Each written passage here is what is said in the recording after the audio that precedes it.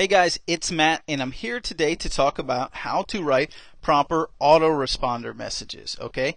And by autoresponder messages, I also mean email marketing messages as well, okay? How to increase email open rates, those types of things. So what I want to do is come over here, and first I want to talk about autoresponder messages. And when I refer to autoresponder messages, I basically mean that series of pre-written emails that comes from you after somebody opts into your list. So odds are you're going to be either giving them some information over the next week or next couple days, or you're going to be trying to sell them something, or hopefully some sort of a combination of the two. Hopefully not too much of one or too much of the other, right? We obviously want to make money, but we also want to provide really good value. So how do you write proper autoresponder messages? So keep this in mind, is you want to provide value. Okay, you want to sell, obviously, because, well, you're a business. It's not a nonprofit. Well, maybe it is, but for most of us, it's not a nonprofit. So you want to provide value and you want to sell. Okay, but if you sell, right? If you sell, wrap it in content. Okay, and I'll explain this a little bit. And typically the ratio of the amount of actual value you provide to the amount of times you send an autoresponder message that might actually be a sale is typically 5 to 1. Okay, so 5 value, 1 sale.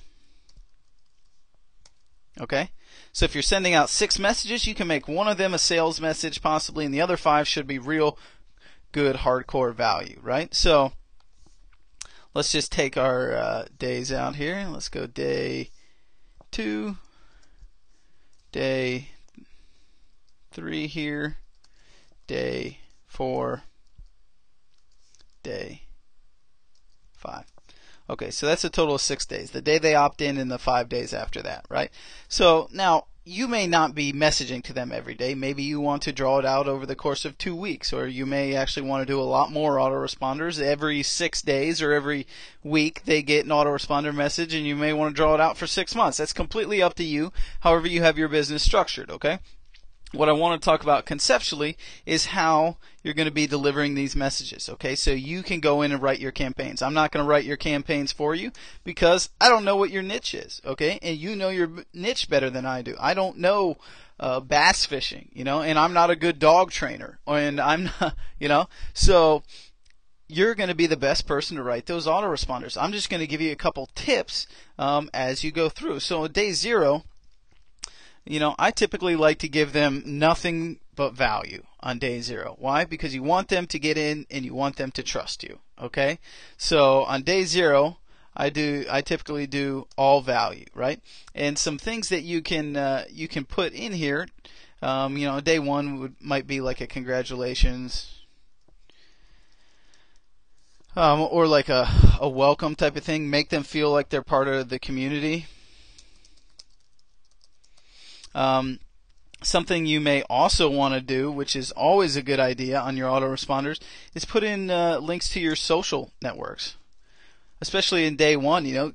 Say congratulations. Hey, whoops, looks like I can't spell.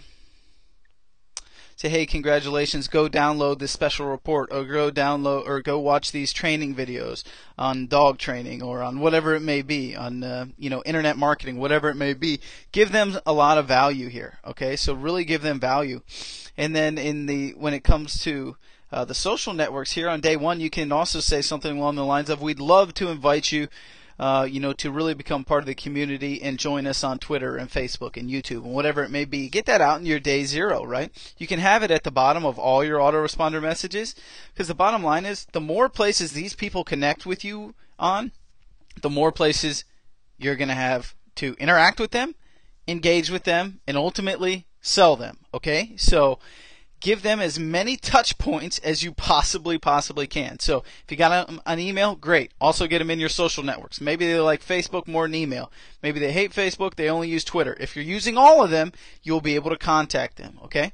So that's day 0. Day 1 might be another value type of day, and you can include your social networks in here.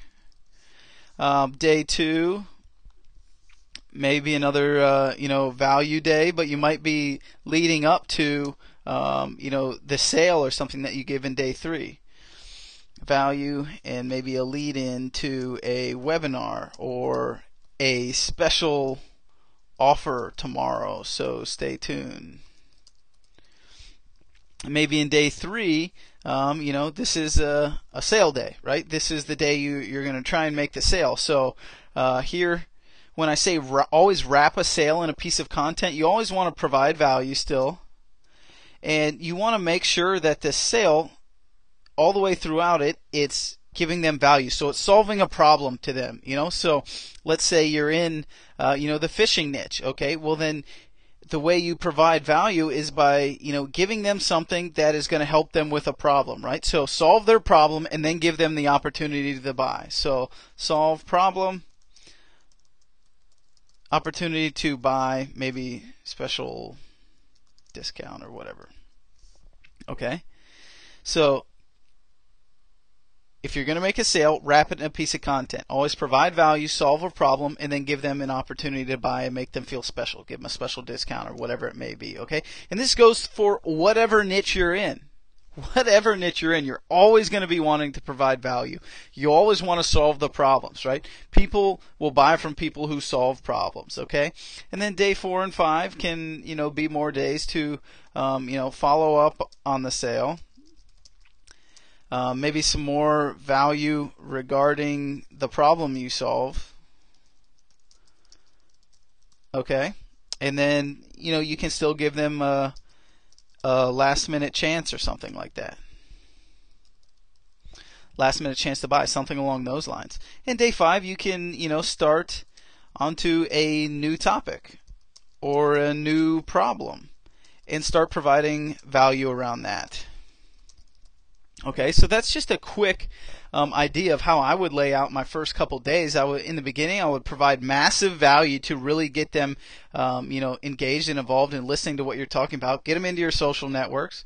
Continue to provide value when you do decide to make a sale. Maybe lead into it a little bit, and then on your sale day, solve a problem for them. Give them an opportunity to buy in a special discount.